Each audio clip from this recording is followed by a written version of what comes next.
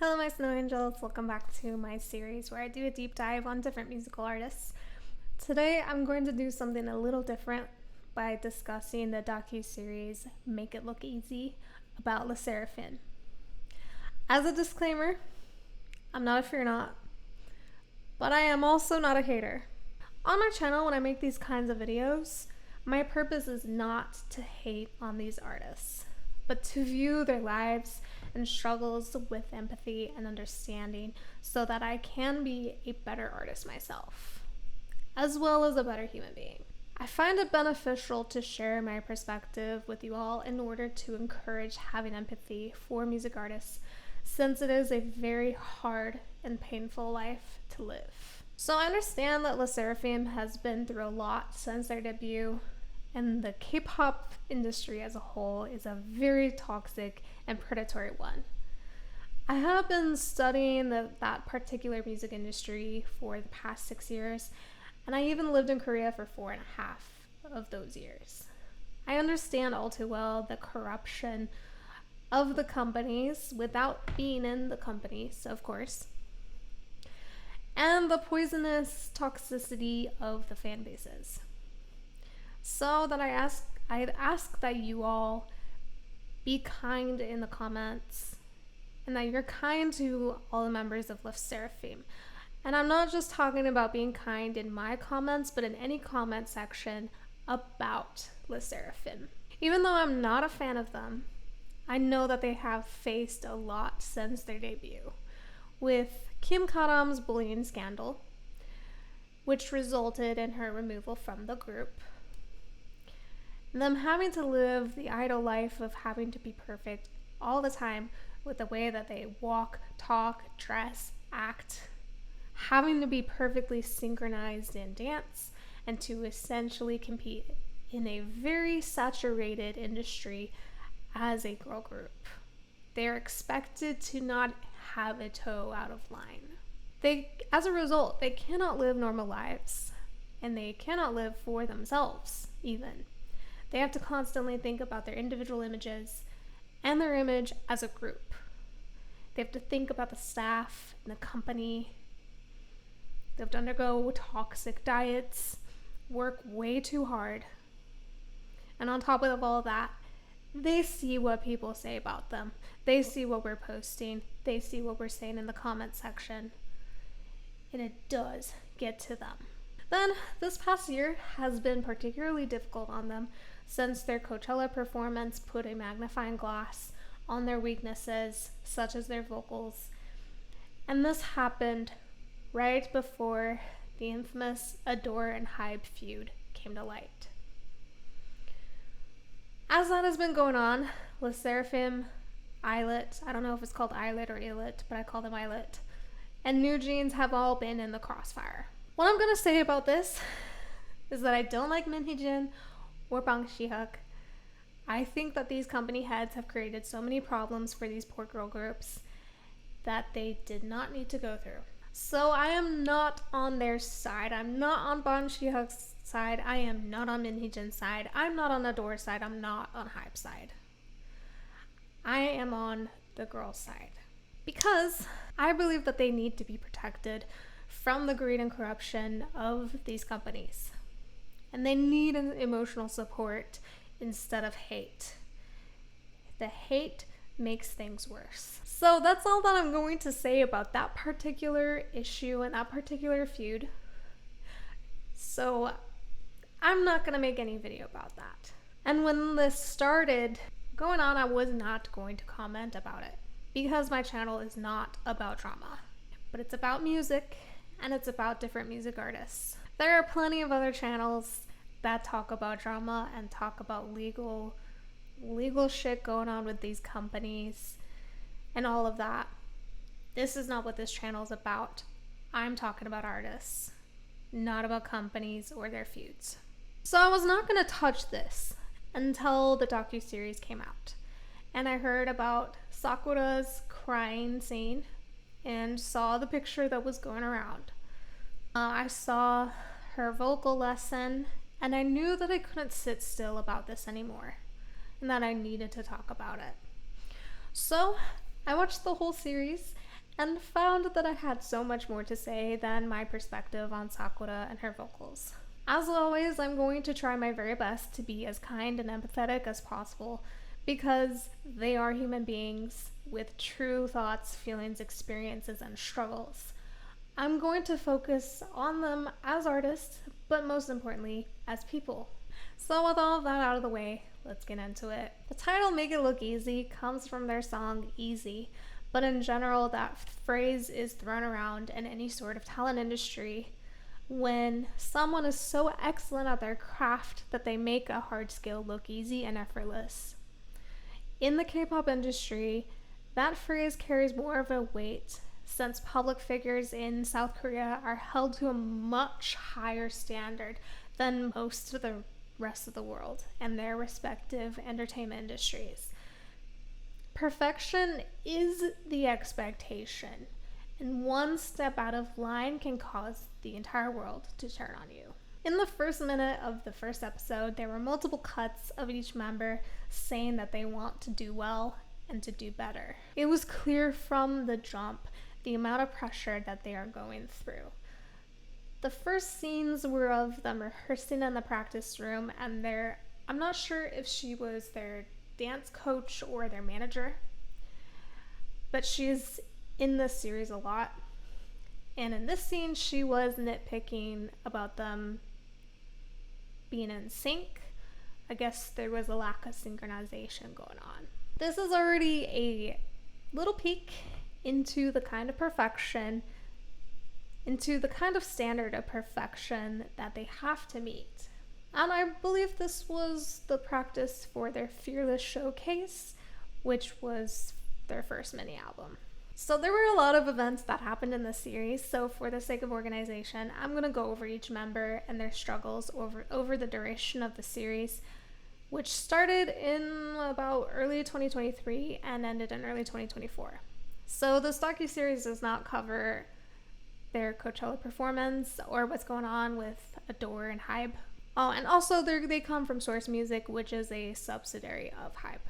So to start, I'm going to start with the maknae, Eunchae, since she was the first member that was talked about in this series. In the first episode, she basically auditioned to be an MC at Music Bank, which is a music show in Korea. She was very excited and celebrated with the other members after she got the news that she got the gig.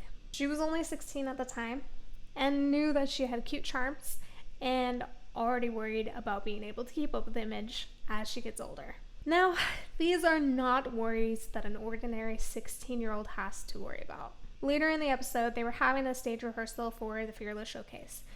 In the middle of the rehearsal, she started hyperventilating. She was escorted backstage as an oxygen mask was ordered.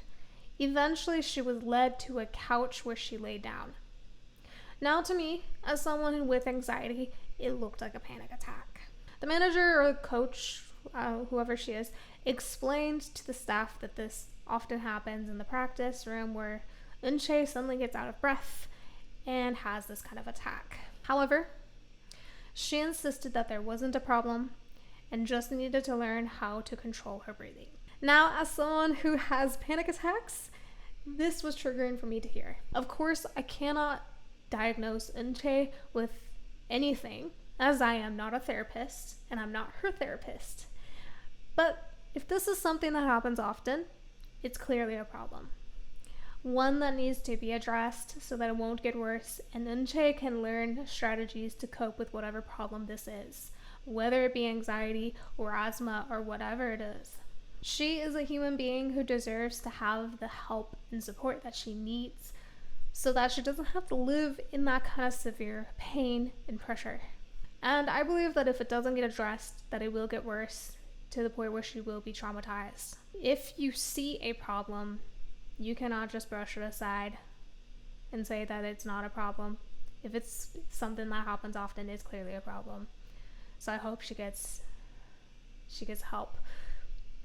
But as background information, therapy is something that isn't widely accepted in Korea yet and still has a stigma. When I was going through therapy there, I had to pay out of pocket since it's not covered by insurance in Korea. And I even had to hide the fact that I I went to therapy from the school that I worked for. In fact, my anxiety, depression, and PTSD had to be hidden from the schools that I worked for. Because if you admit to that, you could risk not getting the job, and even in some cases, you could risk losing the job. I believe that all idols should get therapy, but the likelihood of agencies allowing that is very low. And that is something that I'm very passionate about, that I believe really needs to change, as no human being can handle that kind of life unscathed. Anybody who goes through that kind of pressure and that kind of hard work, especially from a young, impressionable age, is going to have emotional scars. Back to Inche. When it was time to prepare to go on stage to perform, even though she didn't look well, she insisted on doing it. She thought that she had to do it no matter what, so she put on a smile and got through the performance as if nothing was wrong. In episode 2, she talked about how she checks people's opinions of her online. She feels pressured to fit the standard that the public expects from her in regards to the cute image that she has. As a result, she already has developed a habit of comparing herself to these toxic standards and expectations. Again, she is still a teenager, and at the time of recording this video, she's 17. And her brain is in a crucial developmental stage where this kind of thinking will affect her life in the long run. So the next member we're going to talk about is Yoonjin. She's the member I actually misunderstood the most before watching this documentary. I had heard about her saying that she wanted to change the K-pop industry, which I found to be a slightly arrogant and naive statement before I watched this series. I also saw clips of her at Coachella saying, "Are you ready to shake some fucking ass?" or something like that, and it made me cringe a little. In general, I felt like her attitude was arrogant. After watching this docuseries, my mind changed completely about her. So I want to sincerely apologize to her for thinking such negative things about her without knowing more about her. Now, I have so much respect for her, and actually I relate to her a lot because we both write music addressing similar issues and have similar desires as to why we write music in the first place. In episode 2, she was talking with Chairman Bong Si-hyuk about how she likes attention, but she's nervous about them becoming bigger and receiving more negativity along with that attention.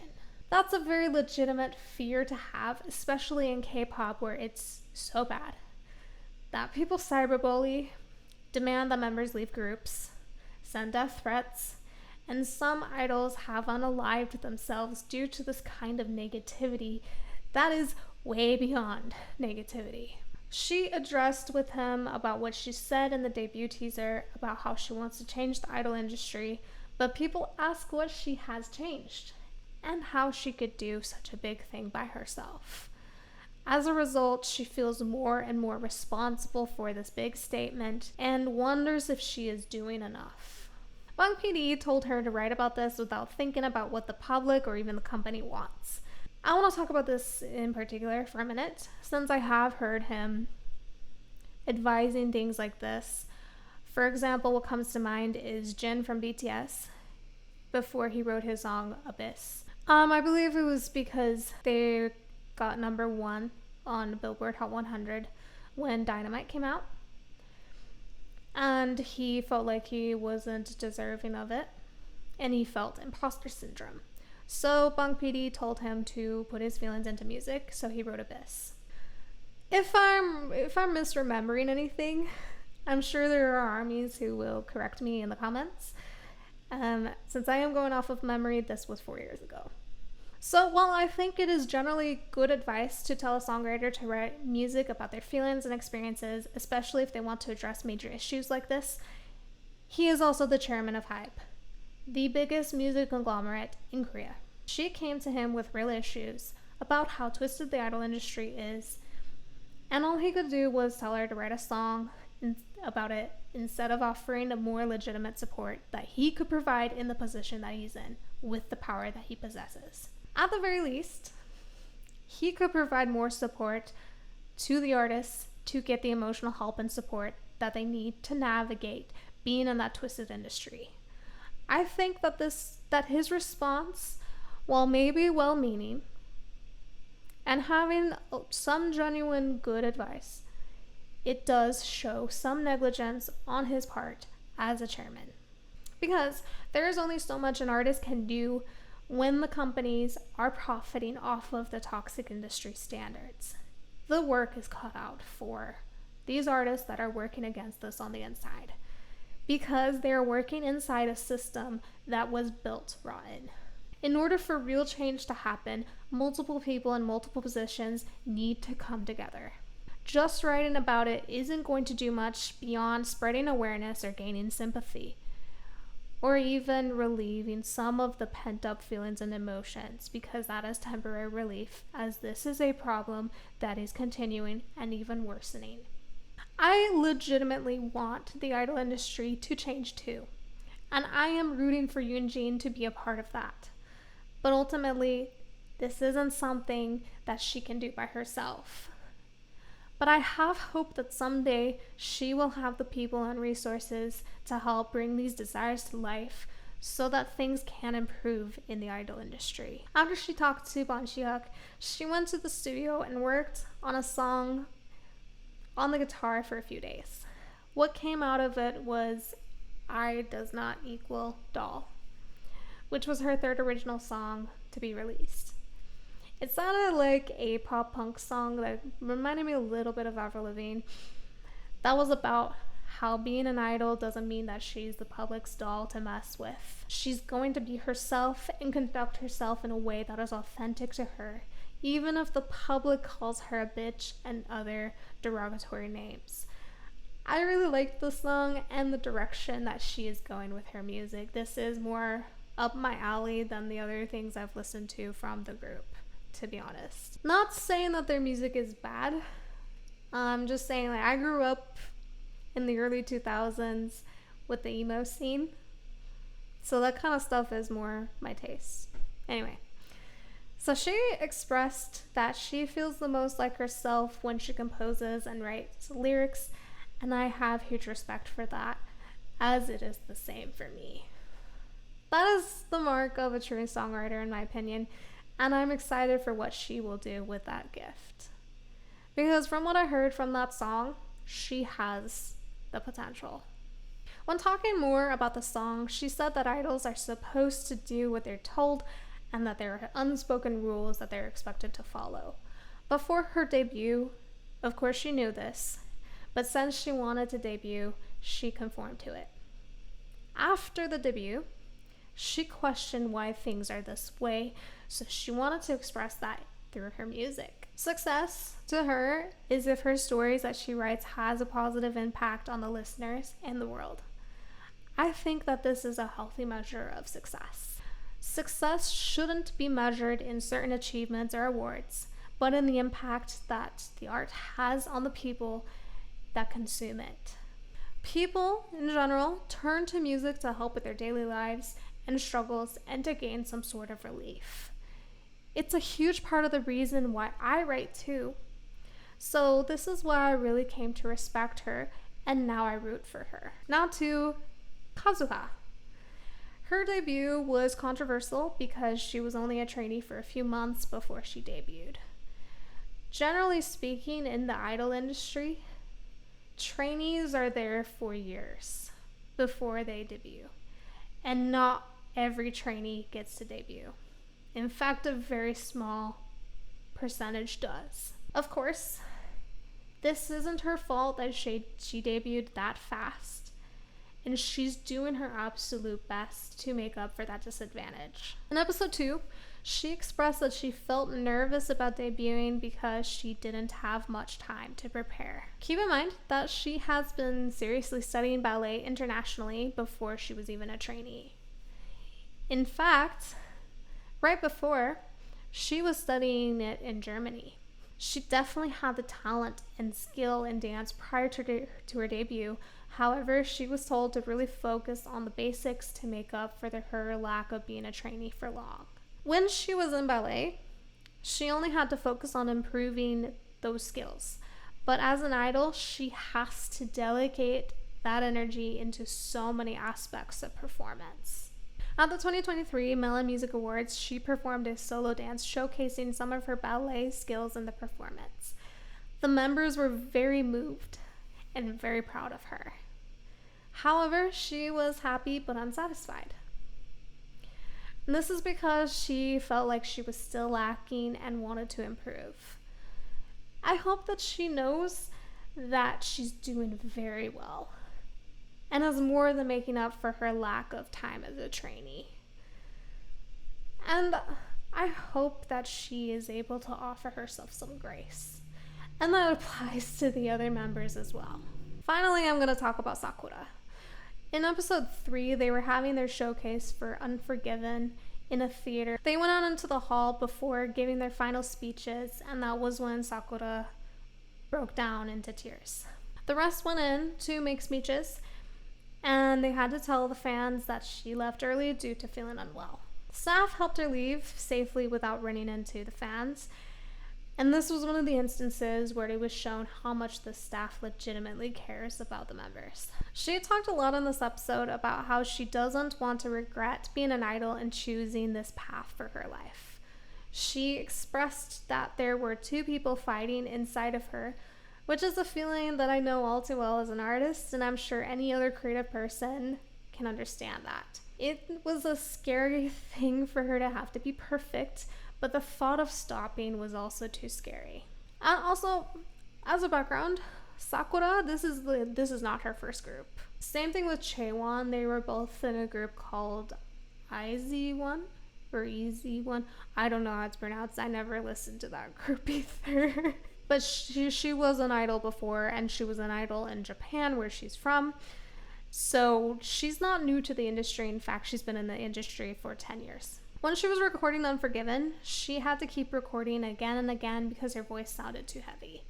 The producer told her to use a brighter tone and to try smiling while she's singing to achieve that. I haven't had vocal training in a while, but I had a very intense choir director all 4 years of high school. He expected excellence out of us, and every year we would go on a tour somewhere for a week. There was even one year, this was my junior year, where our choir sounded so bad that he canceled the tour. So he was very serious. Of course, these were choirs he had auditioned for. The very first one you didn't have to do your first year, but the next ones you had to. So this choir director, he really emphasized the importance of the basics, such as breath support and lifting your soft palate. Of course, other things like rhythm and vowels and phrasing and dynamics and all the other shit that comes with singing, especially choral singing. But what applies here is the soft palate. So where the soft palate is if you run your tongue in your mouth. It's the barrier between the hardness of your mouth and where it gets soft. So like where it starts to begin to get soft, that's the soft palate. So when you're singing, a low soft palate kind of has this position in your throat, and lifting your soft palate, it goes up. And when you lift your soft palate, that's where your tone gets more resonant and also puts you on the right pitch. And the aim is to lift that, but also send your sound towards the middle. So I'm not an expert and it's been a while, so correct me if I get anything wrong. There's a lot that goes into it that has to do with where you're sending your sound. So there's the swallowed sound, which is more in your throat. And then there's the brighter sound, which goes more towards the front. And if you go too far forward, it goes into nasality. That's the problem that I have. I get too bright and too nasal. And it's a problem that I need to fix, a tendency I really need to fix. But generally speaking, people either have a swallowed sound or really the sound that's too far in your throat. You have tension in your throat and your larynx, which I also have that too. So for that, you need to open your throat, and the breath needs to come from your diaphragm and your abdomen. No, your solar plexus and your abdomen. You need to open your throat, lift your soft palate, and bring the sound a little bit more forward. Right? It's not easy, but it's the basics. And like, if you want something to sound a little brighter, it does depend on the case and the sound that you want. And like for this one, she had to sing, like, I think it was something like Nanangira Goro, something like that. She needed to send the sound forward. And the producer was telling her to smile as she sang to achieve that bright tone. And that's half true. When you do sing brighter, you do kind of need to have the sensation of biting an apple. It's more of a sensation towards the front, which does seem like smiling. But if you smile again and it goes too wide, then you will go flat when you sing. So instead, I like to use hand motions. I have been told to do that in vocal training, but I just like to direct my finger forward to give me that visual cue to send the sound a little farther forward into here to achieve that bright tone. But you still have to remember to open up your throat and lift your soft palate. So she has problems with intonation in general. So that makes it very hard for her to follow the producer's direction in making that bright sound. So back to the theater for their showcase. While she was there watching the fans' reactions, she felt disappointed with herself because she didn't do well with what she did in practice. Seeing it made her feel bad and sorry to stand in front of the fans and fake being happy when she really wanted to cry. I think that she did well to leave instead of faking it, because faking it really makes it worse. At the end of the day, she is a fucking human being who has way too much pressure on herself. Now this is where the vocal training session scene happens and where the Sakura crying screenshot that's going around came from. It had been a while since she had vocal training, and when the coach asked her to sing it, she had the intonation problems. And the vocal coach asked, "Why did you lose confidence?" At first, Sakura nervously laughed it off, but then the floodgates broke.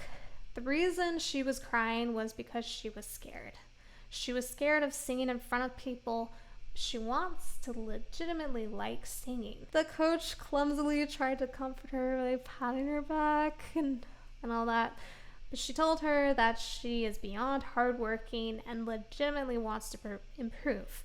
It's a character trait that she has in everything that she does, but that cannot come at the cost of her own mental well-being. Sakura, even though it was hard for her to say it, admitted that she doesn't know why she chose to be an idol and wondered if it's the best job for her. Every time she makes mistakes, she thinks about how she doesn't have to be an idol and that there are people who are better than her who could have been idols instead of her. However, this job makes her the most excited and happy, and she feels like it would be wrong to give up. And I agree with her. So when I saw this scene, it actually reminded me of an experience I had. Now keep in mind, I am sharing this to show that in a small way, I do understand where she's coming from. I do understand that fear that she has, but I have never ever experienced the kind of exposure and pressure that she has. So I don't want to come off as condescending or as someone who knows better than her or anything like that. I'm just sharing my experience of something that's similar but on a way smaller scale. So I've always loved singing since I was little. I was surprisingly a very shy kid when I was younger. Didn't talk at all until I was 5, and even then I wouldn't even tell people my name until 6th grade when I broke out of my shell. But before I was talking, I was singing. Even though it was like la la la la, whatever. I was singing before I was talking. I always wanted to be a singer. But when I was in 8th grade, I was auditioning for a musical, and my whole family, they were also into singing. They were all in choir. They were all in musical theater. They all did dance. It was ballroom dance. That's what was popular in Idaho. And one of my brothers, he is particularly self-critical, but he's also very critical of other people. And he does mean well, but back then, he was not very tactful about how I went about it. So when I was practicing with him to audition for the musical, we were working on what I would sing for the audition. And I was singing Silent Night, and apparently I sang it badly. I was only 13. And he commented on it, saying, he was like, oh, you sound so bad, or whatever it was. And I really took that to heart. And I got so scared of singing. I wouldn't sing in my own house, even if no one was around. I wouldn't go to the piano. I wouldn't sing. My throat closed up because of the fear. And I just wouldn't do it. I completely lost confidence. And then going into freshman year, the summer before, about a couple weeks before I started high school, I went to the guidance counselor to finalize my schedule for the semester.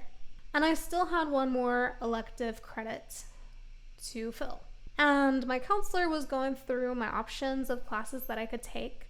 And a different brother was there with me. He was 2 years older. He was 2 grades above me. He saw that vocal development was a class that was on the list. And he's like, oh, Becca, that's a really good class. You should take that one. And back then I didn't question anything that he said. So I was like, okay, I'll take it. And I didn't realize what vocal development meant. I didn't know what that class meant. I didn't know what it was.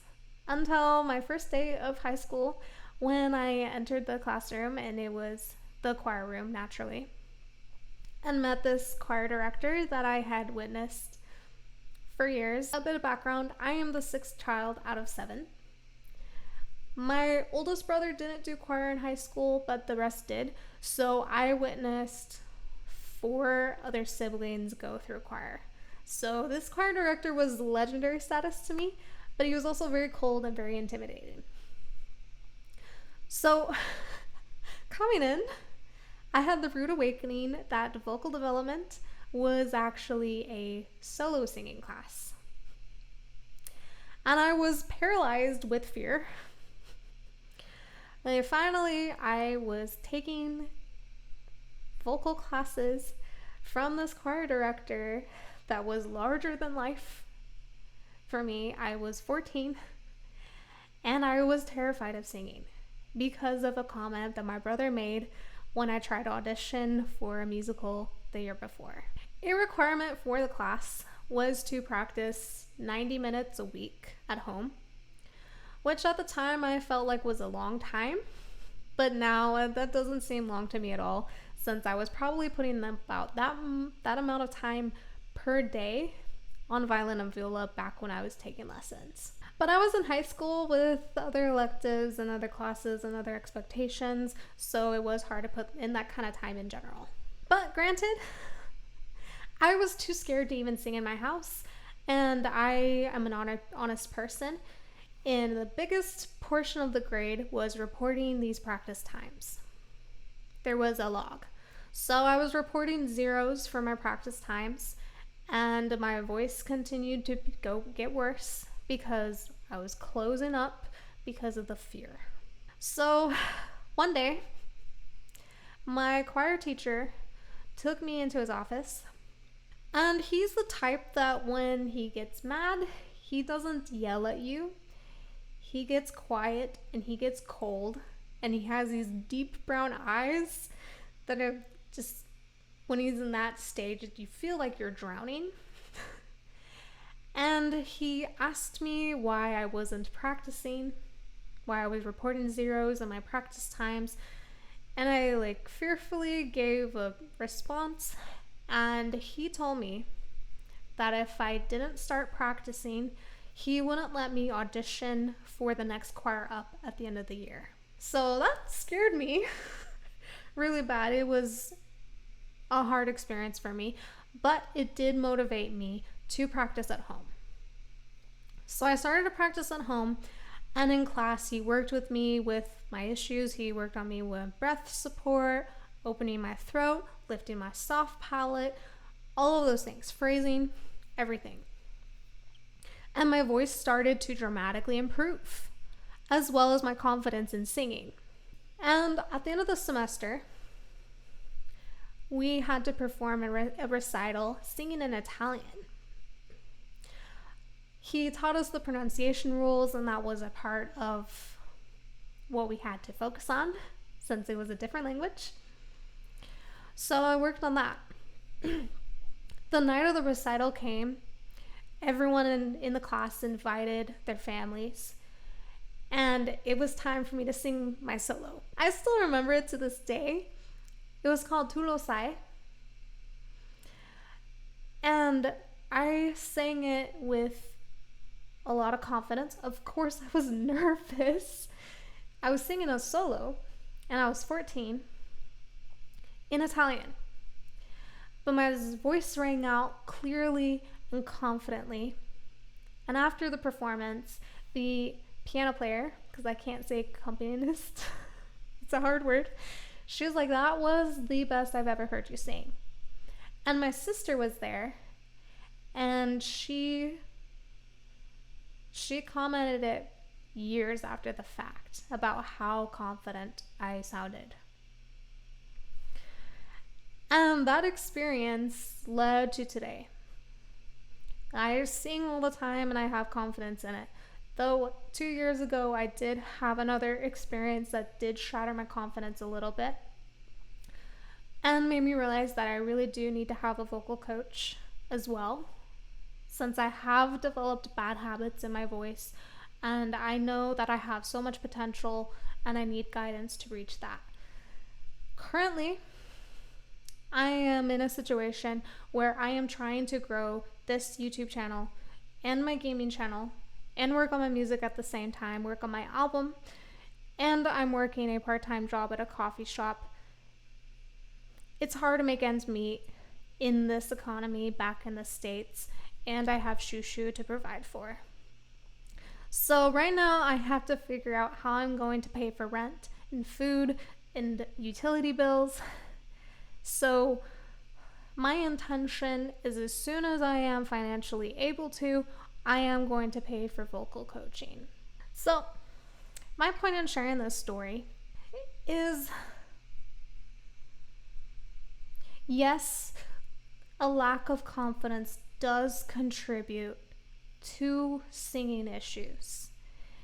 Yes, having that level of criticism that Sakura has had the entire time she's been an idol, because she has intonation problems, among other things. It's just her intonation is the most obvious, and it's the thing that needs to be fixed first before having a birder tone that the producer was asking for her when she had to sing Nanankira Karo, right? She needed to know how to have good pitch. Having that level of criticism would get to anybody and would cause anybody to have a fear of singing in public, because they know that as soon as they open your mouth to sing, people are going to say something negative about you. So I would be surprised if she didn't have stage fright about singing. And the more nervous you are, the less confident you are, and the more likely you are to make mistakes when you're singing. So I will acknowledge that confidence is a big issue for her. However, in the case of my choir teacher, he didn't tell me, "Why did you lose confidence? You need to have confidence." Instead, he told me, "You need to practice at home." And he emphasized the basics with me of breath support, lifting my soft palate, having intonation. I have rhythm problems in general, so that was also stressed. Using correct vowels, and Not going making my sound too far forward since I have nasality, right? He stressed the basics with me. He stressed technique. He had me practice problem spots of where my intonation was bad, or where my tone was bad, or where my vowels were bad, or phrasing, or whatever. He worked with me on the fundamentals, which is what Sakura needs to work on and what her vocal coach needs to stress with her. Her intonation problems need to be addressed. And the more stable she is with her vocals and with her techniques, the more she can work on her tone and her color and all of that shit, the more confidence she will gain. As it was in my case on a way smaller scale when I was much younger. It applies to this situation, even though this is a larger scale and higher stakes. She has so much more pressure than I could ever dream of, right? She needs to work on these basics, and she needs to have the right vocal coach who will help her with these basics and have her practice them over and over until she nails it. And then she will gain confidence. As your skill increases, so will your confidence. At the end of this episode, there was a montage of sorts of her working on vowels and pronunciation. And while it is good and important to work on vowels and pronunciation, they can help with intonation, as you do have to modify some vowels in order to lift the soft palate and have more resonance. Like, for example, the E vowel, instead of going E, you have to go E, but that's more of the choir direction. So maybe you wouldn't have to modify that far. But that's an example. You have to modify vowels to have that ringing, that resonance, and to lift the soft palate to be in tune.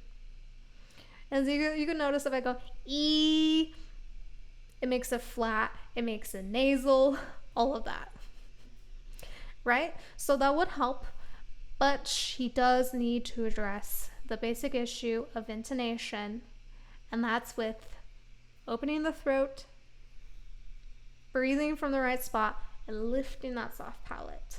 And she needs the proper vocal coach to do that, not someone like me. Of course, I'm just talking from experience. So I think that she needs to hire a vocal coach outside of Hype who can really help her target those core issues and nail the basics so that she can actually gain confidence in her singing like I did. I am of the firm belief that anyone can learn to sing as long as they get the proper training. Natural talent will get you a leg up, but it can only get you so far. A good work ethic is absolutely essential to gain excellence in singing. Even the best singers in the world get coaching and have to constantly work on their craft. Sakura has that essential work ethic and habits to gain success. She really needs the right vocal coaching to help solidify the basics and then work on the unique colors of her voice to help her gain that confidence and potential that she has lying dormant inside of her. I also think that she would benefit a lot from therapy to help her navigate her fears of singing and getting hate from people because of her vocals. I hope that she will get the proper help that she needs. Otherwise, I really fear for not only her voice, but her well-being. I ask that people be kinder to her. Yes, she needs to work on her voice, and criticism is in order, but she has already put too much pressure on herself, and Source Music and Hype aren't providing good enough resources for her.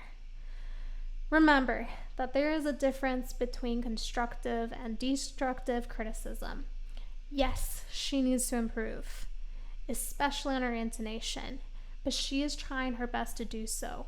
So let's be kinder to her. So I started this analysis with the maknae of the group, and the last member I will talk about is the leader, Chaewon.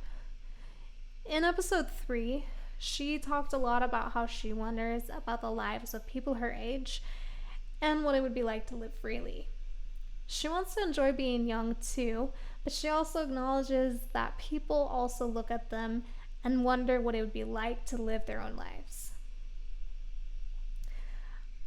Ultimately, everyone has their unique struggles, and they will be the first to tell you that. On the day of their MV shoot for Unforgiven, she had to get an IV. The producers had to discuss only filming the important parts and leaving the rest for later, but she did not want to do that and instead wanted to push through. The staff was good about it being insistent with her that her health is more important and that if it's too much, she needs to tell them. She felt like the video needed to look good no matter what, and she would be weak if she complained when it's hard. This was sad to hear because she is a human being and her health is important. Pushing through can make your health worse. Eventually, your body will force you to stop, and the recovery time lengthens. However, I also understand the desire to push yourself for the sake of others and of achieving artistic excellence. It is beyond frustrating when your body gives out and your mind wants to continue to push. Then you have to learn the hard way to listen to your body, otherwise the vicious cycle will continue. In episode 4, that became more evident. During their first tour, Flames Rises, they were in Bangkok, Thailand, when 4 members contracted the Type A flu. They were ordered to quarantine for a few days, and they had no choice but to cancel the 2 dates. Naturally, that was very hard on them because they felt like they had disappointed their fans. However, they were told that it wasn't their fault and it was okay. Their health mattered more. Unfortunately, after they recovered, Chaewon was still sick and was under doctor's orders to rest and had to take a break. The rest of the members had to fly to the States for promotions without her. While she remained in Korea at the company, she still practiced and even worked on recording vocals for Easy. Which, by the way, I have to comment, she has a very beautiful voice. Of course, I think she can improve, as everyone can, but it's very stable. So, love that for her. She was angry with herself and felt like she was unprofessional and would appear that way. Taking a break was something that was very uncomfortable for her to do since she felt responsible for the other members, the staff, and for the fans. Being a leader comes with heavy responsibility. However, her health matters, and she needs to know that it's okay to take a break. It's necessary for all human beings to recover, otherwise we cannot achieve what we need to do. The Sserafim is a team, and without one member, it feels different and there's a void. The other members felt it, but still do their best to promote and to also send Chaewon encouragement from afar. Seeing their relationship with each other was very moving, and I'm happy that they at least have each other to lean on in this tough industry. After 2 weeks of taking a break, she surprised them in LA. It was a happy reunion, however, they were still worried about her. She had made it a goal to come back looking healthy so that people wouldn't worry about her. I hope that she will learn that at times she needs to prioritize herself too. She is their leader, so I understand her needing to think of everyone else first. However, if she isn't able to take care of herself when she needs to, it's harder to take care of the whole group. So finally, I'm going to talk about episode 5. They released their first English single called Perfect Night, which entered the Billboard Global 200 at number 10. This was a huge achievement for the group. They couldn't believe it, but they also wondered if they could top that. That was when they released Easy. However, the promotions for Easy were far from it. It was a genre that they hadn't tried before, so they were afraid that the fans wouldn't accept it. Also, they were nervous about matching or even surpassing the success of Perfect Night, which made the expectations higher going into Easy. When they were filming the MV, they had to do multiple takes in order to get the perfect one. The strain was hard on the members. Sakura's legs were hurting and they were all exhausted. They decided to take a little break and then have one final take. Luckily, the take was good.